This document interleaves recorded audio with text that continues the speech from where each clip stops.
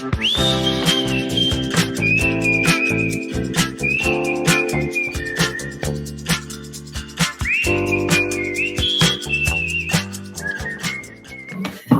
following Tiffany, awesome. Oh, I didn't want this up there yet. So now there's no way to shut it off. It went from, okay, it went from on all the time to off all the time, so I'll just unplug it. So I have a prepared speech, but boy, I mean, after what we've heard so far today, I'm definitely just going to have to riff quite a bit. So whoever's keeping time, just give me, a 5 before. Is this the right microphone? Yeah? Okay, so I actually want to start here with a visceral experience for everybody. So I'm going to start with a question. How are you attending to this moment?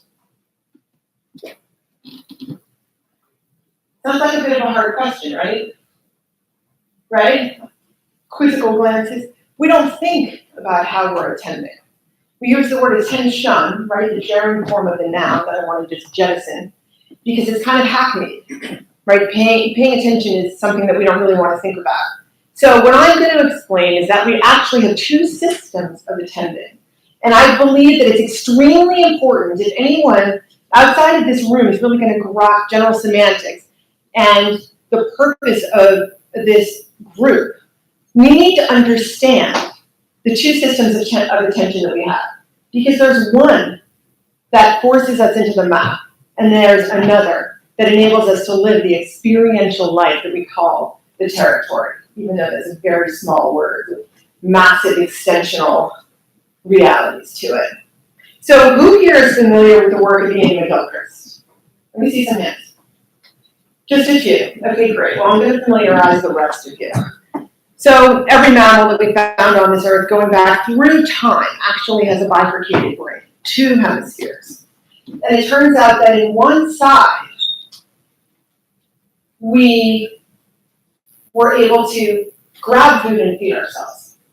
Okay, so we can eat. But it turns out there's something else that we needed to do to survive. We needed to not be eaten. And that's why we have 2 sides. And these 2 sides experience the world in completely different ways. They see completely different things. They lead to completely different visceral experiences. And one enables us to relate human to human, but only one. The other one leaves us human to object.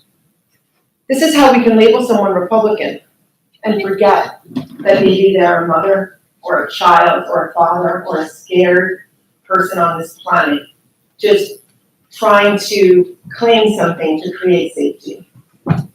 So on the left hemisphere of our brain, what we do is we see that berry on the bush. It's this little berry on the bush. And we're going to, for most of us, because it's the left side, we're going to extend our right arm, and we're going to do some grabbing, and we're going to have power over. We're going to have control over. And there is nothing that's going to tell us it's not actually a berry and you don't want it. No.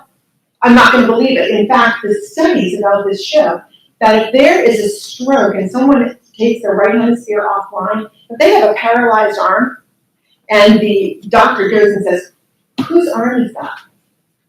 Some patients say, well, doctor, that's your arm. Some patients say, oh, that's my mother's arm. That's the arm of the patient over there. The doctor says, well, but it's attached to your body. Oh, no, it's your arm. So even in the face of contradictory evidence that's as clear as the arm is attached to you, no, we don't believe it. It cannot be true. We can't even consider that. Does that sound like maybe what's going on in the world today in a number of different places, in a number of different political spheres, in a number of countries? Does that sound like it might be what's going on? Someone, the right hemisphere attention system is not clicked in at that time on that topic. Right? So the other thing that goes on when we're in that left hemisphere of our brain, which by the way is our get it done mode. If we're just getting up, so this morning we woke up, most of us, right? There was an alarm clock, maybe it's on our phone. We end up waking up often in that left hemisphere mode. We are kind of moving through the motions. We turn off the alarm clock, we get up, we go over, we brush our teeth. There's a whole world around us. Maybe it's a hotel room for some of you, maybe it's a bedroom that you're very accustomed to. But how much attention are you really, what are we noticing around us when we're just in that get it done mode? Very, very little. Because that right has kind of always been there. Maybe even the person who we woke up next to, we're just used to them, so we don't really take note. We don't really notice. We don't tune in. And because we don't tune in, we are not with. And therefore, we're not for. So we're not enacting care. So you see how that entire system of empathy, of compassion, of being human to human is just cut off. Because we're just kind of superficially there getting stuff done. So really what's going on in that left hemisphere is we are representing the past in that moment. We're not actually seeing what's going on. And we're incapable of processing something really key, which is anything new. That's over here. That's the map, and it's dangerous if we only live there too often. Now, on the right side, I'm going to focus. Let me see what's going on. So right now, I'm feeling your expression. I'm feeling your encouragement. I'm feeling interest. I'm feeling care. I'm noticing a quizzical glance from Corey over here. Where is she going? What is she doing? But the point is, He's often confused. but the point is, but what just happened, I switched. I just went from presentation mode to human to human. Did any of you notice I was looking out at the back wall before, but then I became a friend. I became someone able to read the language of your body. And this is now, if you're someone who happens to vote this way or that way, you're just someone who votes this way or that way. You're not someone who is this or that. You're not someone who, I'm going to assume all sorts of bad stuff about, and you've got your guns, and this is how you feel about abortion, and this is how you feel about immigration, who knows what. And I'm using the political landscape, also, yes, it came up, but also the most recent special edition that Corey edited of Etc. magazine had some really insightful comments about the application of general semantics to politics. So it's very much a salient topic for all of us. So in the right hemisphere, this is where we are able to learn. This is where we are able to, co-evolve with living systems, right? The words Semantics, thank you, Laura Bateson, for adding that. This is where we are able to be extensional. This is where we are able to bond with people and show the care. And very importantly, right after that amazing presentation last night from Marianne Wolf, where she was talking about parts of the brain that can perceive things when we think and read deeply into something on paper that we can't perceive on the screen. There's a layer here that I really want to add, because the brain is not all that we want to talk about. What our right hemisphere can do is transcend the brain into the mind and be from the heart. There's so much more from the heart. We actually perceive things beneath words far more than we have spoken about so far. A lot of our intuitive life happens in an unworded way. It's a visceral embodied experience, right? The body keeps the score very much, as many of you know. Bessel van der Kolk wrote that book, the new book with the Matisse image on the front that I think has really taken the world by storm. He explains through the lens of trauma how the body keeps the score. But what I want to do is talk about, even with words, and even in our brains, the body keeps the score. It turns out that there are 2 times as many messages coming up into the brain as there are going down. So before our arm moves, it isn't so much that we've had a thought about this. It's very much the experience that's from the environment that's supposedly outside of us coming into us. Okay? So it's our right hemisphere that enables us to do so much of what we want to do, right? So if all of us have some kind of mission to get these amazing ideas out there into the world more broadly, it's extremely important for us to recognize which hemisphere is really going to help us to get there. Because we need to embody and to model and to live these ideas, treating others the way that they should be treated. Ultimately, Korzybski grew up in a time of strife, a time of war. Really, everything that he was doing was trying to create peace. So that is very much what I believe we need to be doing. And the way to do that is also to recognize there is largely an embodied, intuitive, heart-based foundation under all of these ideas. So now I want to talk a little bit about how showing up gets into this, because to truly show up, we need to be able to go back and forth from one hemisphere to the other. And that's how we were designed, right? To eat and to also be able to surveil the big picture. That's the right hemisphere. It very much brings us up to the mountain and lets us look down. Wow.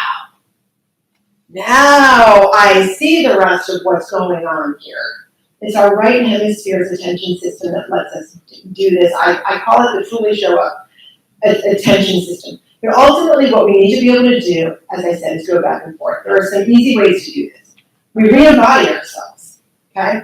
So if each of you would take your left hand and put it up like this, take your right hand and take out 2 fingers like a big Sharpie and trace a 3.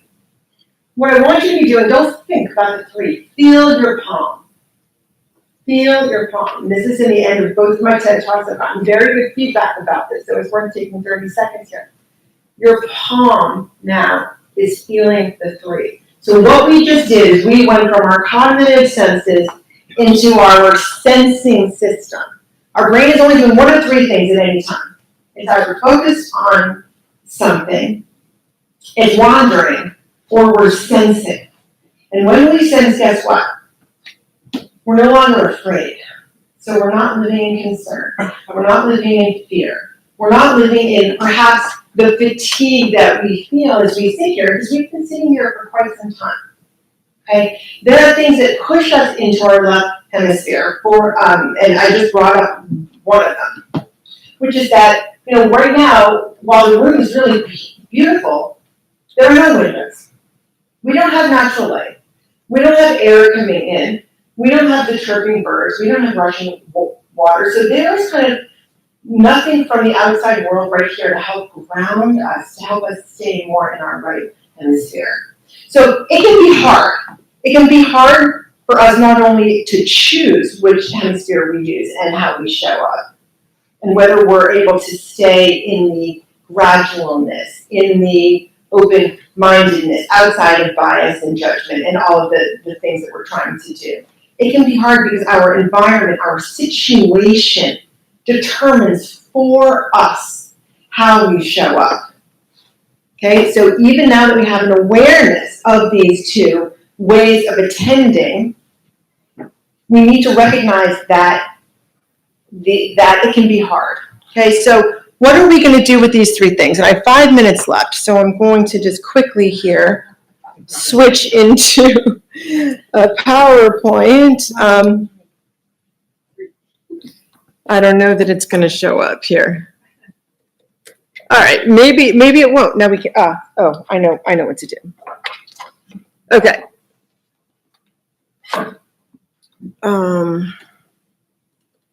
This is going to be interesting, but anyway, it doesn't matter. So, yeah, so I was going to talk about partnering. Joe Salvatore at NYU is someone who I was going to suggest we partner with, and this is not coming up. At the bottom, very, very bottom. Go here. To the right. There, yeah. Okay, so, I'm not going to get into showing up too much, but the point is, what I want to do is help us really get our ideas out there. A simple framework like a continuum that stays in people's minds can be a very, very easy way for us to make things fast and easy for people to kind of show interest and then learn at the deeper level what general semantics is all about. Showing up recognizes we're in 3 roles at all times. We are not just small S cells with our mirror like this, where there's an echo chamber of our only hearing ourselves and thinking about our own world. It recognizes that there is a living, breathing instantiation of how we show up because we are in a reverberative process with each other or with the book that we happen to be reading or with whatever we're doing. So our situation is the vessel of our lived experience into which we show up. And general semantics shows up, and everyone's ideas show up, and the amount of focus that we have shows up, and how we choose to perceive shows up, and our votes show up, and the economy and immigration and everything else. And we, in this room, recognize that we're in these 3 roles at once at every moment, but that's because we're practitioners of this field. Most people don't live this way. This on the bottom is the continuum that I was talking about. The more that we can live the ideas of general semantics, the more we're able to shift into our right hemisphere and enact care. So this is self-focus over here, noticing, tuning in, feeling with, and enacting care. One of the other things I was going to suggest in my last, first a quick quote from Einstein: "Take care not to make the intellect our God. It is blind to ends and values." Once again, the rational mind is not the heart. It's not intuition. It's not imagination. It's not the space between the notes. That is what is really the lived experience, right? That's what we perceive. I wanted to suggest that we can use words, and I know that that's kind of a favorite thing of this group, using words, to plant seeds into the zeitgeist of a new way of being. Why is an individual all individual? Are we really alone solo practitioners? No. We are each other's environment. We are each other's lived experience. Relationality is primary. Intelligence, why isn't it an all-intelligence, including a universal knowing, right? As opposed to just, this I, me, mine, self-focused mode that the world teaches us today, or at least Western world. Me to we, this is actually a phrase of Dr. Dan Siegel, who's the father of, I believe, interpersonal neuropsychology. And then 2, why doesn't 2 become with and for? So this is some of the lexicon of showing up. I would love for anyone who's interested in getting the ideas of Korzybski et al. More into the zeitgeist to come and chat with me. Let's put our ideas together. There are lots of groups trying to teach kind of somewhat overlapping things, such as Braver Angels, and they just did an event with a showing of Jonathan Haidt's new book, The Coddling of the American Mind. They are overwhelmed with calls asking them to do workshops and speeches about their ideas, helping people cross the political divide. Are we getting those calls? So why don't we partner with them? Because what they're teaching and what we're teaching overlaps substantially. So I will pause there, but really want to get kind of a group of people going to enable us to get more of this idea that's way out there very broadly. Thank you.